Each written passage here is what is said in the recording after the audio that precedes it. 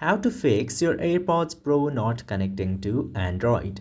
Now, if you are facing this kind of problem, you just simply need to go to your Bluetooth section and try disabling your Bluetooth. And after that, try to turn it again and try connecting with your AirPods Pro first. And if it still doesn't work, you should switch your phone off and switch it on again or restart your phone. Then after that, try to do the similar process that we just did. Otherwise, if it still doesn't work, just simply go to the settings and after that tap to unpair button.